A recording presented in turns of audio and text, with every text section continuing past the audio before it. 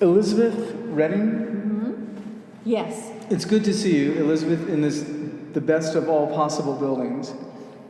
And I've known you for, I guess now like a year and a half-ish. Yeah. And I didn't even know that this building existed, much less that you worked in here. What is this place? This is the Bright Building? Or do we talk about the building or I don't know. gallery? Well, this is the Bright Building. Same guys as the Bright Ranch? Yeah, actually, same family owned it. They don't own it now. Built in the 30s, so kind of for commercial purposes. And it's obviously been renovated, but here we sit in what I think is an absolutely beautiful space. And an echoey one at that. Yeah. So what's on the walls, and how did you come to be the guardian of them? Okay, well, we're sitting in the Maria Zeres gallery, and this work is by a German artist. Her name is Maria Zeres, and this is her 9/11 series. And these paintings are owned by the Ein Foundation out of New York. They also own the Andy Warhol paintings in the gallery next door. Well, I don't want to spend too much time on the art because I want to talk about you, but I do want to catch on to something you told me yesterday, that this lady, this artist, basically any work she does is purchased. Yeah, by the director of Ein. Yeah, he fell in love with her work, and he buys everything she does. He opened a museum, a Maria Zeres museum in Berlin just recently. She herself is German? Yes, and yeah. How did you get this job? Well, the woman that used to sit in this chair just sort of disappeared, kind of decided that she'd had enough, or she just left. And Gretchen Cole, who's the director, called me. We knew each other, and she asked me if I would like to have this job, which entails sitting 15 hours a week from noon to 5, and just enjoying the environment, reading. I noticed, or you told me, I didn't notice, that you have no computer or cell phone or anything. No. Is that her requirement for the job, or is that just the way you want to? No, that's the way. Well, first of all, there are no outlets up here. So, and not that you couldn't use your computer's battery power, but I'm really into reading, and yes, I intentionally do not have a cell phone, but none of them are. You don't own one, or you just don't have one here and now? I don't own one, and I can't figure out why I should. Well, let me ask you this: if you and I had been doing this talk in, say, 1925, would you think, well, why should I have a regular phone? Why should I have a landline? If I lived in this small town, if I lived in Marfa, I probably would question it too. I kind of feel like anybody that I want to contact is within 5 minutes of me. And so there's no reason to be so connected. So it's not specifically the cell phone, it's just phones in general. It's just being connected.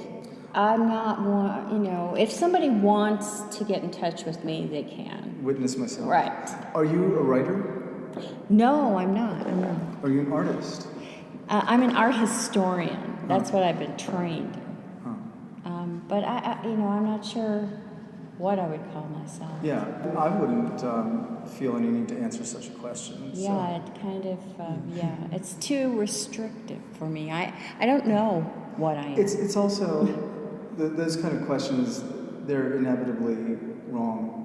If you say, well, I'm a lawyer, then certainly you're discounting the stuff that you do all the other hours of the day, which the real answer for all of us would be I'm a sleeper. Because that's what we do. Because the majority of the time, that's what I've been trained to do. Right. Okay, how'd you end up in Marfa? I heard about the collection, the Chinati art collection in a art history class, a graduate art history class. Where? I was at Arizona State University Okay. studying art history, and so I sort of just put it in the back of my head to come and visit. But of course, nothing was mentioned about Marfa. It was Judd and his collection. So I did come, and to my surprise, I fell in love with the town, and it just took a few hours before. When was that? It was 2006. Wow. Okay. It's always kind of hyped as a museum or a collection out in the middle of nowhere. So Marfa isn't mentioned, Yeah. the town itself. Well, I think that's changing a little bit now. Probably. So anyway, you came out here, let's say, for a week or a weekend or something like that? Yeah, just a weekend to sort of, and I realized that in the middle of nowhere there was a town that had the same quality of life demands that fit in my world. Like there was a very urban feeling here, and I've always lived in large cities. And good food, incredible bookstore, art venue. It was all here, and it was amazing to me. And I was really looking for a place. I was at the end of sort of my graduate work, But then you fall into the kind of conspicuous Marfa problem of how to get a job and stick around. well, I promised myself when I left my real job, and that was at the university, that I wouldn't work in a demanding or full-time or real position ever again. Mm-hmm. So I knew that it would just be a collection of jobs here. Right, and that's what a lot of us do. But even still, that's tough too. I mean, because there are only so many people can fit into those collection of jobs. But you have struck gold, I think, right here. Yeah. Well, I do want to say, I'm a person that doesn't need a lot of material things, and I'm not saying, of course I need to be comfortable, but I don't need a lot of money to exist. Yeah. And so I didn't, I don't shop, even on, the internet. Even if you could. Even if I could, but what I'm saying is that's not what I do in my free time. So there was, this whole environment here fit. And I knew that financially I could survive here because I don't ask for much materially. And it gave me what I asked the most of is the aesthetics and the intellectual stimulation and that kind of thing. That's what it gave me, and that's what I need. You came here with no friends in town or something? No, but I came here with a partner. Dirk Vaughn is my partner. Right. So you came here, both of you, though, and had no friends in town? No. And how long would you say it was before you felt like... Well, I think it's really easy to meet people. Yeah. I mean, because it is so small. But I think to get to know people, to really have close, good friends, probably, I'm going in, I'm in my 5th year. Probably it took about 3.5, 4 years because, to have that kind of, close friend. I felt comfortable, and I would see people socially, but surfing socially is not really what. You had a birthday party recently? Yeah. And so this is 5 years here? Your 5th year? Yeah, I'm in my 5th. Okay, so tell me about the birthday party. How many people were there that you considered to be close friends? Oh. I suppose there were maybe 4 or 5 that. And we have to bear in mind that in Marfa you can't kick anyone out. No. So that's it. If you have a party, anyone who comes is Is right, is there. exactly. Exactly. But that's what I wanted. I love to celebrate my birthday. You know, it's me. I come up with an idea, I coordinate it. It's a celebration of my birth. I don't expect anybody else to be as excited as I am. So I like to share that. So I like to throw a party for people that I enjoy, you know, and I pretty much, I pretty much like everyone here. Yeah. I don't have a problem with anyone. The town self-selects somewhat. Yeah, I it's think so so. hard to get to. You don't want to come all this way and abandon all that stuff if you're not going to get along with people. Yeah, I agree. So I had about 25 people come, and I looked around and I thought, this is a really nice group of people. Everybody seemed to be relaxed and enjoying each other. So when you came here, did you think, finally I get to see, or were you? No, I just, it was just, I go all over the world looking at art, you know, and it was just one of those museums that I wanted to come and see. Right. You know, I really didn't have. What about the train? Had you ever lived in a town with a train that dominated everything? No. How far are you from it? I live 3 miles east of town, so it's this lovely romantic, you know, it's the way trains should be. Where do you live? I live on Antelope Hills Road at the very end. Around Dawn and Val? No, they're closer into town. I know, I live next to Melinda and Alan's goat farm. Okay. We bought 5 acres there when we first came. Ingenious. And then built a prefab modern home. And it's only 1,000 square feet, but it's all glass facing northeast. And I never, ever in my life thought I would have the view that I have. I mean, money can't buy it. It's beautiful. Huh. So. Well, the money did buy it. No, not really though. It's what I'm saying is if. Did luck buy it? Money and luck together? Money bought okay, it did. But what I'm saying is there's no monetary value on that. Mm-hmm. You know, it's just incredible. May I provide a musical interlude? Of course. What song Due to the space we're in, I've selected specifically for you a song with lots of open strings based on the legendary Spider character. Oh, okay. Just 1 minute. Spider-Man, Spider-Man, does whatever a spider can. Spins a web any size. Can't you see? Just like I look out.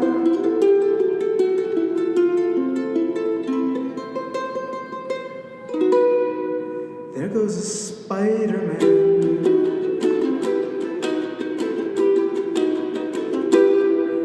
In the chill of night, at the scene of the... Oops, sorry.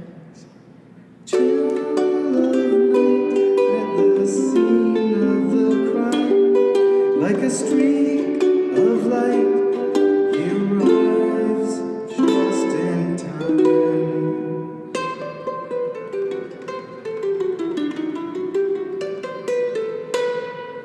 Spider-Man, Spider-Man, Spider-Man, Spider-Man.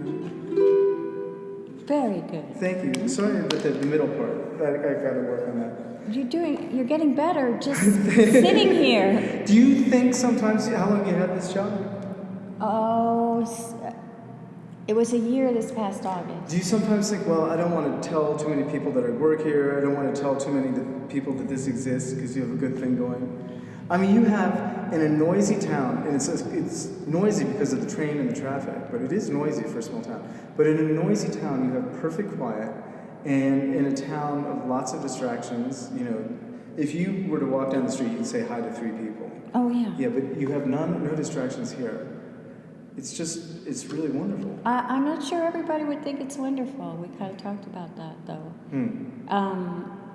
You know, you really have to, it really takes you inward, and you spend hours and hours just, it's really like a monastery in here. So you know, and I am social, so it's not, you know, for me it's great because it's just the right amount of time, Which is how much? which is like, you know, 5 hours of the day and only 3 days a week.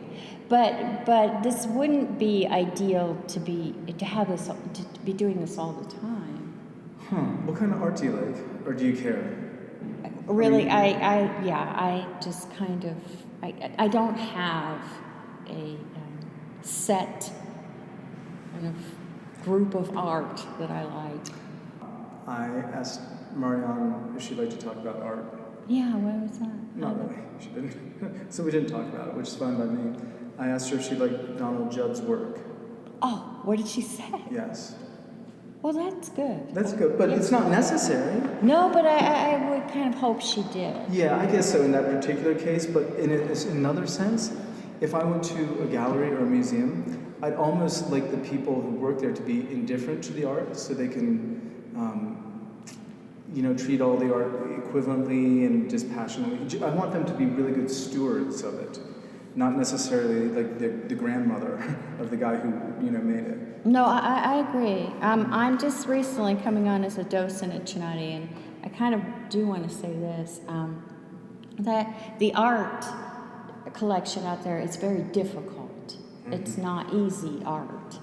But I find I'm attracted to that because I really want to lead tours for the lay person where, and I think you're right, it's very hands-off, but I would like them to experience the art without fear or kind of this elitist thing that like I'm hoping to make people comfortable, not by giving them my experience of it, but by answering their questions a way that I hope would open up the art to them, you know. I really appreciate that, and I don't think it's recognized enough that art has changed.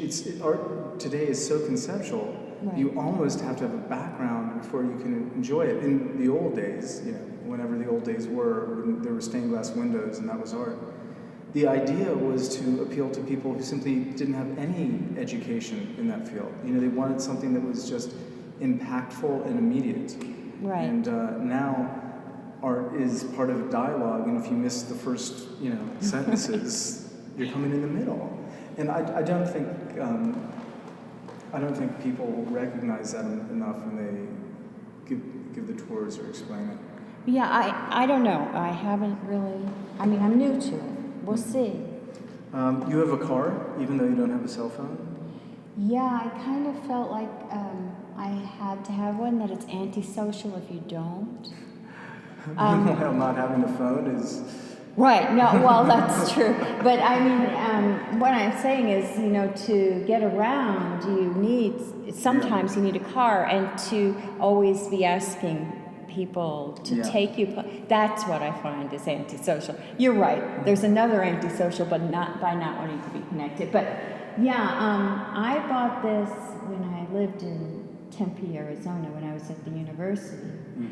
So I drove it here. But I'm originally a New Yorker and didn't learn to drive until my late 20s because we don't have cars in Manhattan. And so a car to me is, it's not something that I really, it's just, out of practicality I own it, but it's an 88 Camry and I hope it keeps going. Yeah, it probably will forever. It reminds me of the Sleeper, the Woody Allen movie, when he finds the VW bug and it's like 400 years old. Oh, right, exactly, it's still going. So the old Camry's let tow. Yeah, so, do you have a car? I do. It's a VW. It's right out there. Oh, okay. But you know, I mostly drive it on these really long trips from LA. Right. Not so much.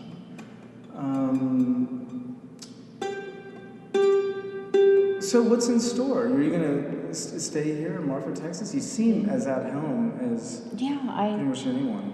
I feel like I've made the right choice, and I don't have any other place. But then, let's talk about all the change that's come along here. Do you think there has been a lot? Do you care? I mean, you came after Baldwin Marfa, but there was still a bunch of. It was much harder to go and have a drink at lunch than it is now. Yeah.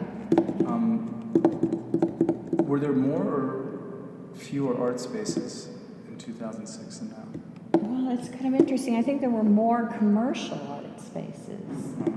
And now we're, of course the foundations have always, they're here, but I think there were more commercial galleries, at least, over the, I think this is the least commercial Marfa's ever been. You, speaking of least commercial, I think I first met you when you had opened a restaurant. And, Boy, that was a risk. It was I believe in taking risks. I mean, moving to Marfa. It was a commercial risk. It was a commercial risk. Most of all, it was a dream that wasn't fulfilled. But I had to try because I certainly wasn't going to be on my deathbed and say I didn't try. Yeah. And then I like to think if circumstances were different or this or that, it might have worked. I like to think that. I don't know. Yeah. Well, funnily enough, there are lots of things that Marfa does not have. A pharmacy, a dry cleaner, a bowling alley, a movie theater. But food, restaurants, there's really stiff competition. Yeah. It's oversaturated with those things. So that's a tough one. Yeah, but it wasn't really about marketing or whether I should be opening it. It was that I really wanted to. And I did, and... Is there going to be phase 2 anytime, do you think? I don't think so. I don't think, no. I think that's just not going to happen. I'm on to other things and not really, not really tangible things, but I'm spending a lot of time. I love to read, and I love to spend time with people having conversations. That's about... Why don't you do some interviews? Well... When I say interviews... These are kind of, it's not... I'd rather have philosophical conversations. I'm well, not really... You could do that. Here's the deal. It's everyone kind of just does their own thing. So I'm not looking for information. I'm just looking for voices. Okay. That's exactly it. To that end, for example, most interviews you probably have heard don't feature this particular song. Spider-Man, Spider-Man, friendly neighborhood Spider-Man. Is he strong? Listen, bud, he's got radioactive blood. Hey there.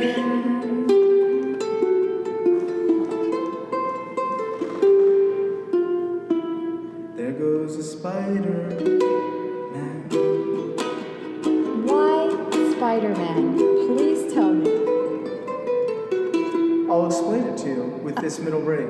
Okay. Because in the chill of night, at the scene of the crime, like a streak of light, he arrives just in time. That's why. He's special. Okay. He's a crime fighter. But is he special to you? Spider-Man. Not the latest one, the cartoon. Okay. So the movies, I don't know, there were like 3 or something. No, I'm not big on those. I like the cartoon. The cartoon was really the very first psychedelic media attempt. It was the first thing in the media, that was profoundly psychedelic. And I think it came out in the mid-'60s. And, the Spider-Man idea, of course, started from, radiation, but that was amplified to be something else. So I'm a fan. Are you a superhero fan in general? No. Okay. I'm not. Are you a science fiction fan in general? I do love science fiction. In fact, I love it so much I don't even consider it to be science fiction. I just consider it to be fiction. Yeah, I agree. Because, I think it's so powerful and dominant it doesn't need to be specially categorized. Should we, anything more? Do you want me to bring up a philosophical idea to you? Okay. I have a few. This is one that I won't bring it up. I'll tell you after. Well, let's do it again, Elizabeth. Yes, thank you very much. Okay, thank you, Jason. And I hope you. Here you go. You could even interview yourself if you wanted to.